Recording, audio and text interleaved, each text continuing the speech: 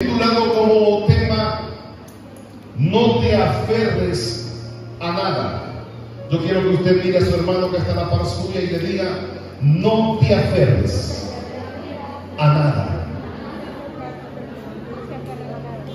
No te aferres a nada. ¿Qué significa la palabra aferrarse según la Biblia? La palabra aferrarse significa poner toda la atención, inclinación, emoción o esperanza en algo, a manera de refugiarse, a manera de defensa, a manera de seguridad para uno mismo. Eso significa aferrarse según la Biblia. Inclinarse, poner la atención y emoción y esperanza en algo.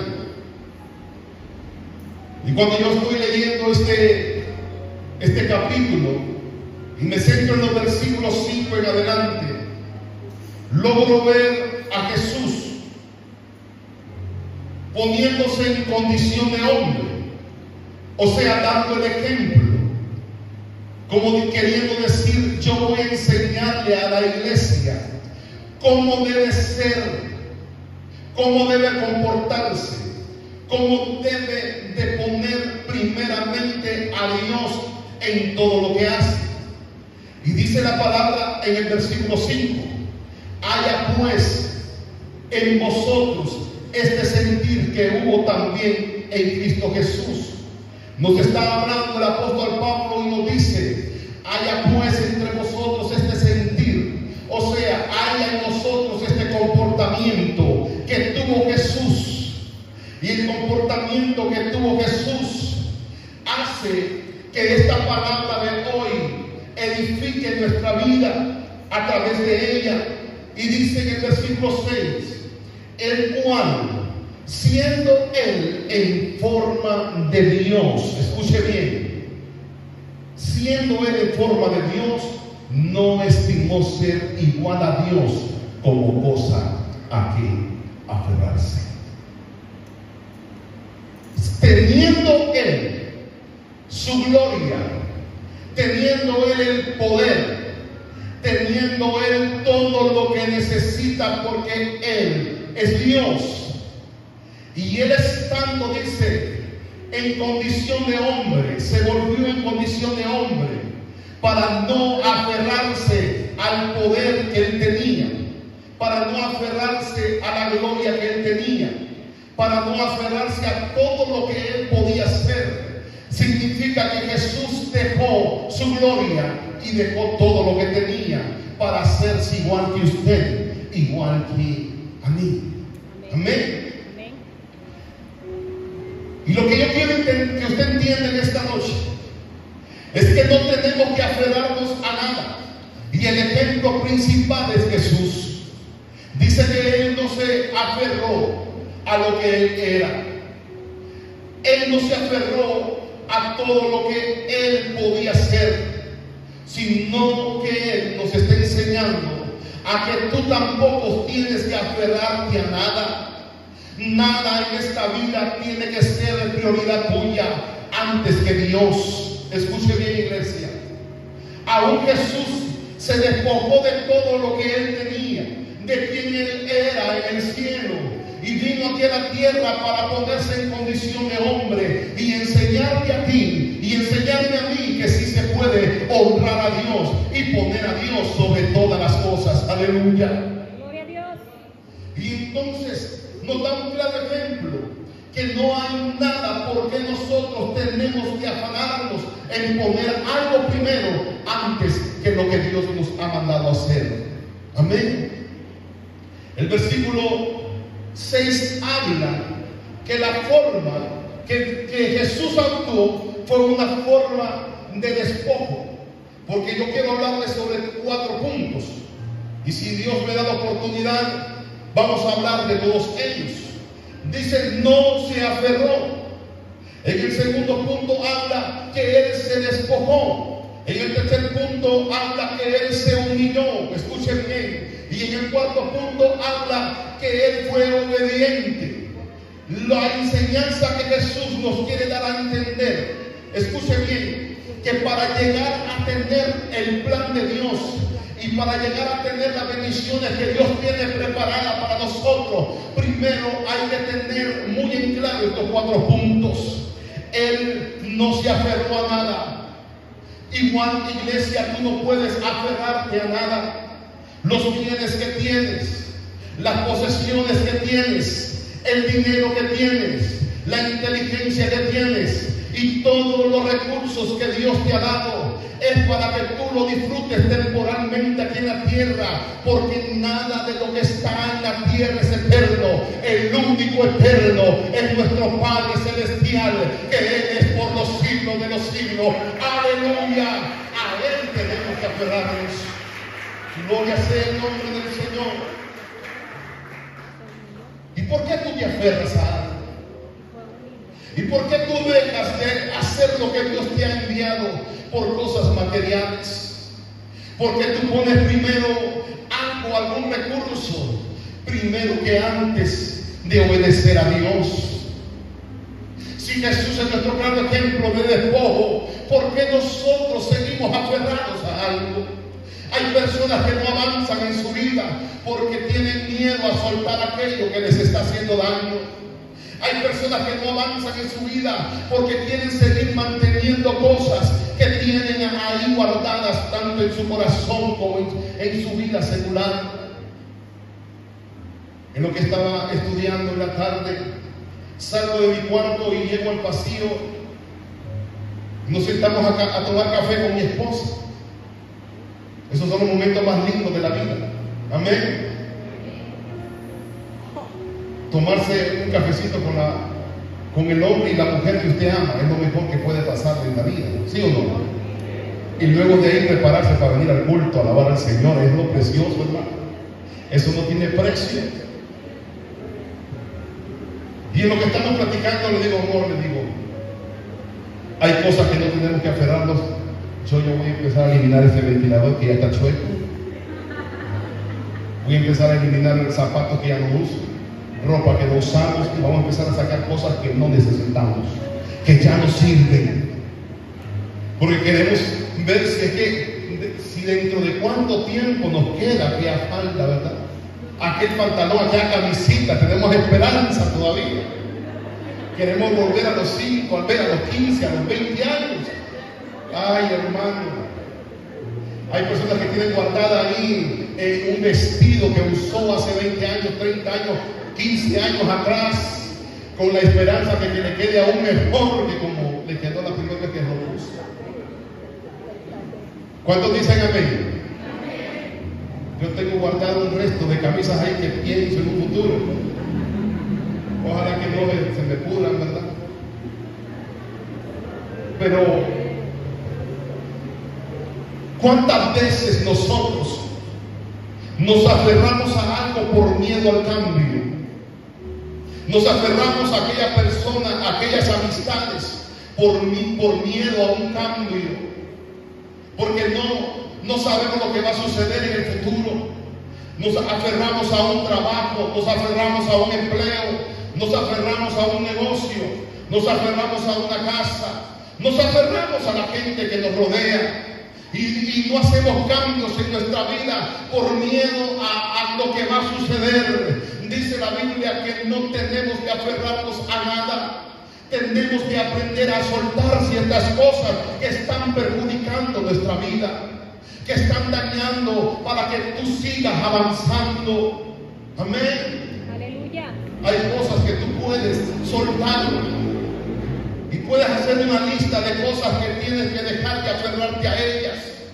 Tienes que hacer una lista de cosas que tienes que decirle adiós, hasta nunca. ¿Por qué? Porque esas cosas te están deteniendo, te están estancando. Esto es una vida secular. Ahora vamos a tu vida espiritual. Hay cosas dentro de ti que tienes que cambiar, que tienes que decirle hasta aquí. Ya no más, porque yo necesito avanzar en el llamado que Dios tiene para mi vida. Yo necesito cambiar en esta área, necesito dejar estas cosas y necesito hacer algo diferente en mi vida para cumplir el plan plan de Dios que tiene para conmigo. Gloria a Dios. Amén. Aleluya. Y hay personas que no avanzan en su vida espiritual. Hay personas que no avanzan en el ministerio que Dios ha puesto. ¿Por qué? Porque siguen acariciando algunas cosas que están estancando el crecimiento en tu vida espiritual. Amén. Gloria a Dios. ¿Hay alguien aquí? Aleluya. ¿No se ha ido a la iglesia todavía? Las mujeres ahí no me dejan salir a nadie. Hay cosas que tienes que soltar. Espiritualmente hay cosas que tienes que cambiar. Pastores, que yo amo los martes sentarme a ver tele con mis hijos de 7 a 9 de la noche, cuando la iglesia está clamando y orando. Los jueves, cuando la iglesia está aprendiendo y estudiando. Los sábados, cuando nos reunimos. Y siempre hay cosas que estancan el trabajar en la obra del Señor. Yo no me quiero comprometer en la obra porque es que yo tengo mis cositas por ahí, porque yo tengo mis cosas que hacer en los jueves. Entonces yo solo voy a la iglesia un día a la semana. Entonces yo voy a la iglesia solamente 2 veces tal vez a la semana. Y hasta ponemos condiciones a Dios para el servicio en su obra. Déjame decirte que hay cosas que tienes que soltar, porque Dios tiene planes para ti en la obra del Señor, que tienes que caminar y tienes que empujar la obra con los talentos, dones y ministerios que Dios ha dado a tu vida. Aleluya. Amén. Gloria a Dios. Otra de las cosas que Dios nos enseña a través de la vida de Jesús, que es el despojo de eso, de la gloria, de sus recursos. Él se despojó. Dice que aún siendo igual a Dios, dice que no se aferró a eso. No se aferró, sino que se despojó. Dice, el cual siendo en forma de Dios no estimó el ser igual a Dios como cosa que aferrarse. Hay personas que se aferran mucho a la vida. Hay personas que se aferran mucho a lo que tienen. Hay personas que se aferran mucho a lo que saben. Y eso detiene muchas cosas. Y dice, sino que se despojó. Y no solamente despojó aquellas cosas que lo rodearon. Escuche bien. No se despojó de algunas cosas, de algunos bienes, de algunos recursos que tenía Jesús, sino que dice que se despojó de sí mismo. Aleluya. Hay cosas terribles para el hombre, es despojarse de las mañas y de las cosas que tiene ahí pegadas. Amén. Dice que Jesús se despojó de sí mismo y dijo, yo no puedo seguir dándole gusto a lo que yo quiero darle gusto. ¿Usted cree que Jesús no sintió hambre, no sintió desvelo, no sintió cansancio? ¿Usted cree que Jesús no tenía ganas de recostarse a dormir con aquellos hombres, discípulos que dejó ahí para que le ayudaran a orar allá en Getsemaní? Cuando estaba orando porque tenía que entregar su vida. ¿Usted cree que Jesús, aún en cierta ocasión, le dijo, Padre, pasa de mí esta copa? Como queriendo decir, Padre, no hay otra opción para que este pueblo lo pueda hacer salvo. Pero dijo él, que no se haga mi voluntad, sino que se haga tu voluntad. Entonces Jesús se despojó de sus deseos.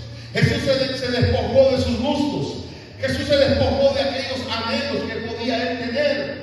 Y podía decir, Señor, mi Padre, dame unos 5 años más de vida, porque es solo 33. Pero Jesús se despojó a sí mismo. Escuche bien. Jesús se despojó de lo que tenía. En cierta ocasión yo le dije que Jesús no tenía necesidad de trabajar. ¿Sabe por qué? Porque Jesús, con solamente la ofrenda que le llevaron los 3 reyes, cuando él nació podía vivir el resto de su vida. Le llevaron oro, mirra y muchas otras cosas. Jesús tenía para vivir. Jesús era inteligente, pero Jesús aún así se despojó de todo. Jesús sabía que él tenía que agradar al Padre. Jesús sabía que él tenía que agradar al Padre. Así como tú, iglesia, sabes que tienes que agradar a tu Padre Celestial. ¿Cuánto reconoce que tienes que agradar a Dios? Por tanto, el consejo de esta noche: despójate de ti mismo, despójate de aquellas cosas que detienen que sirvas y que hagas la voluntad de Dios. Dile a tu hermano que está a la par: es tiempo que se despoje de lo suyo.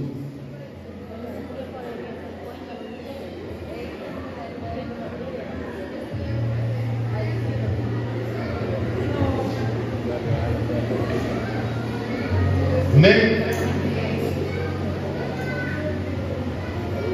Tienes que hacer, iglesia. Si Jesús lo hizo,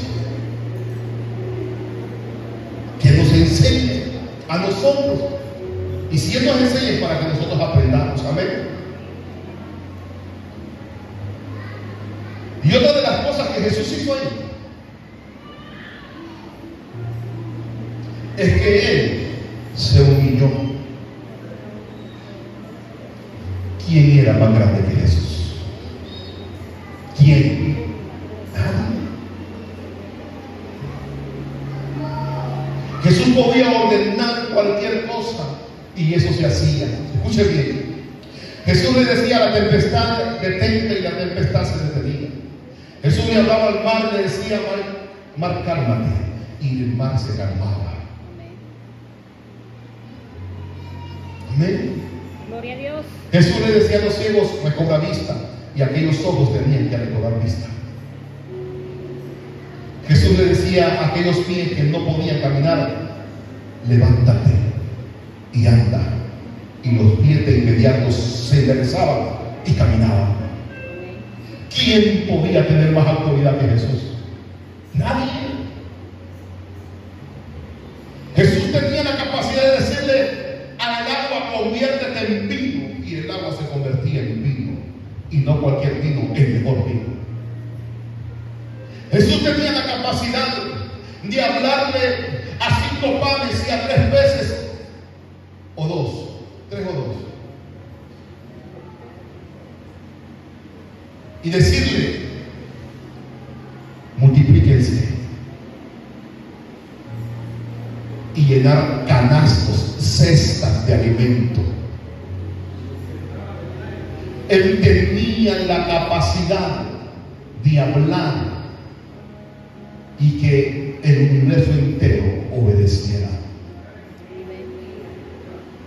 ¿Quién te crees tú para no humillarte delante de Dios? ¿Quién te crees tú, iglesia, que no necesitas humillarte delante de Dios?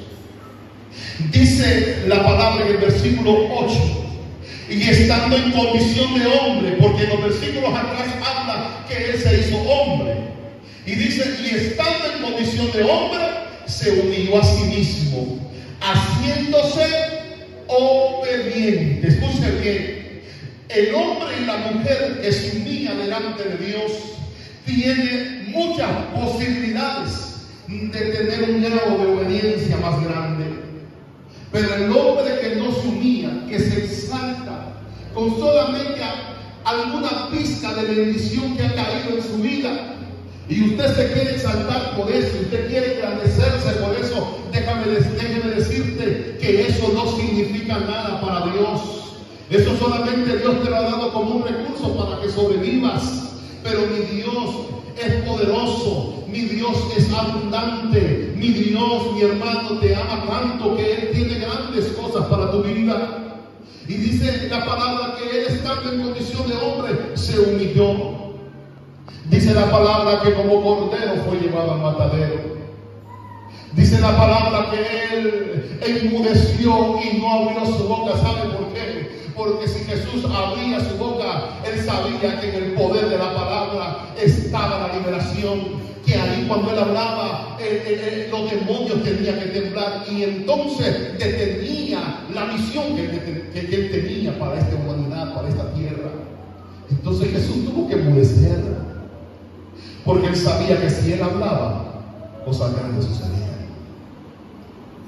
Y dijo: es necesario de que yo me enmudezca, porque si yo hablo, mi Padre aquí hace desorden. Manda legión de ángeles para que destruyan todo este ejército. pero él enmudeció y no abrió su boca. Lo azotaron.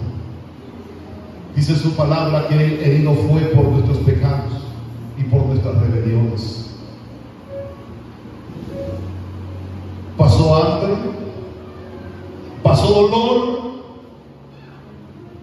sufrió golpes, fue crucificado en una cruz, fue puesto a la par de personas malvadas, pero él aún ahí decía: es necesario que yo me humille, porque si yo me humillo, algo Dios va a hacer con esta humanidad. Y escuche bien, dice su palabra, que estando en condición de hombre, él se humilló a sí mismo, haciéndose obediente ¿hasta dónde? Hasta la muerte. Escuche bien, hasta la muerte y muerte de cruz. Significa que hay una condición más allá de la muerte. En aquel tiempo morir, pues todo el mundo moría, pero la condición de morir en una cruz era algo detestable, era algo que era horrible en aquel momento, que solo la gente mala, cruel, perversa la llevaban a ese lugar a morir en una cruz, hasta la muerte y muerte de cruz. La humildad de Jesús, la humildad de Jesús. Número 4, su obediencia. Su obediencia. La obediencia de Jesús llevó a una escala que Dios tuviera salvación para ti y para mí. Escuche bien, cuando Jesús se somete y se humilla, hace un énfasis en eso, y de inmediato Dios voltea a ver a Jesús, porque a Dios le agrada cuando tú le obedeces. Mire, tú puedes hacer muchas cosas, tú puedes traer sacrificio, tú puedes traer la mejor ofrenda, tú puedes venir y cantar toda la noche, tú puedes predicar toda la noche, tú puedes haber caminado de cualquier lugar, tú puedes haber hecho cualquier cosa por la obra, tú puedes haber servido al pobre, tú puedes haber ayudado al necesitado, tú puedes haber hecho muchas cosas, pero si no hay obediencia, no sirve de nada. Porque cuando Dios habla de la obediencia, habla de que nosotros tenemos, mi hermano, que obedecerle en toda área de nuestra vida. No es en algunas, es en todas. Imagínense que la humillación que recibió Jesús fue un fruto grande de obedecer a Dios. Y cuando tú te humillas ante Dios, cuando tú te humillas ante la presencia de Dios, tú mueves a Dios a través de tu humildad, de la obediencia. Tú mueves a Dios siendo obediente. En cierta ocasión estaba un pueblo ofreciéndole sacrificio a Dios, y dijo Dios: obediencia quiero, no sacrificio.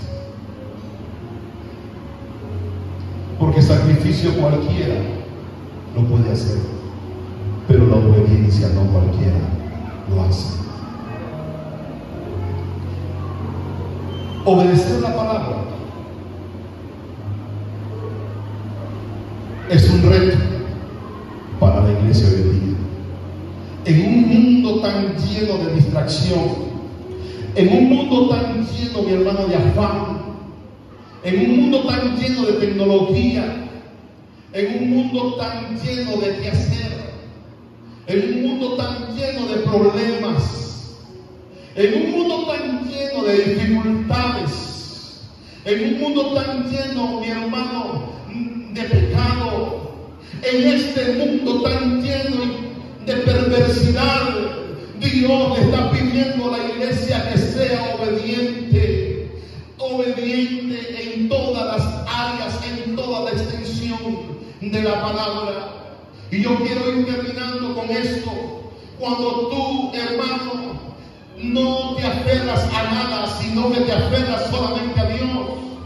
Cuando tú te despojas, cuando tú te humillas y cuando tú eres obediente, entonces es ahí cuando viene la bendición de parte de Dios para la iglesia, y no solo para la iglesia, sino para tu vida personal. Cuando tú eres obediente, cuando tú te humillas delante de Dios, cuando tú te despojas para hacer la voluntad de Dios, entonces Dios pone los ojos hacia ti y entonces Dios te exalta. Dice la palabra de Dios en el versículo 9. Por lo cual Dios también lo exaltó hasta lo sumo y le dio un nombre que es sobre todo nombre, para que en el nombre de Jesús se doble toda la rodilla de los que están en el cielo y en la tierra y debajo de la tierra. Cuando tú honras a Dios, cuando tú sirves a Dios, cuando tú eres obediente a Dios, quien te levanta es Dios, quien te provee es Dios, quien te sustenta es Dios, quien te mantiene es Dios. Aleluya.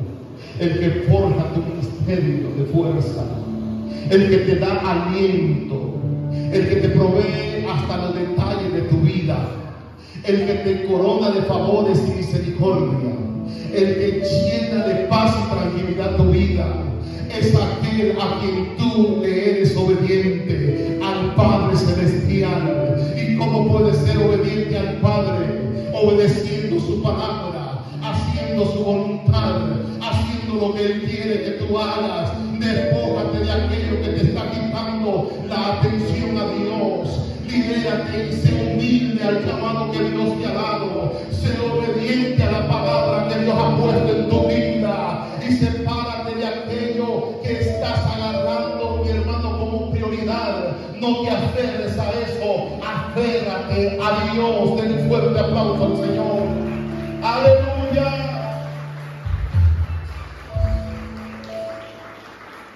Cuando tú pongas eso en primer lugar, tú verás como Dios te pone también en primer lugar.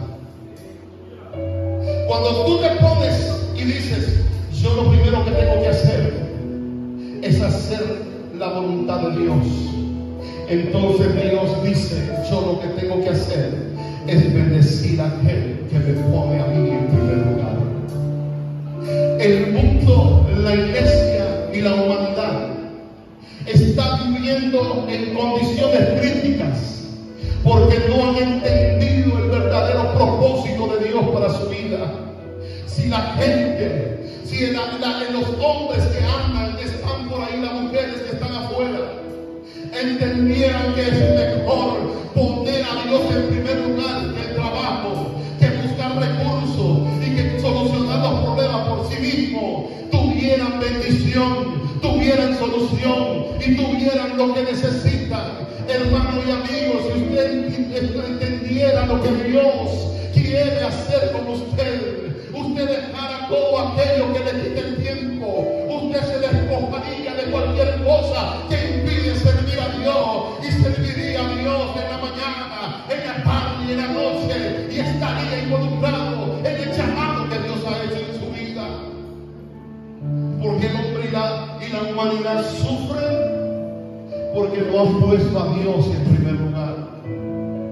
Porque la gente vive enredada en problemas. Porque aún los cristianos viven enredados en circunstancias difíciles en este mundo. Porque no han puesto a Dios en primer lugar. Porque no han entendido que es mejor servir a Dios que al mundo. Iglesia, entiende que Dios te llama en esta noche a que no te aferres a nada de lo que está en este mundo. Aférrate a Dios.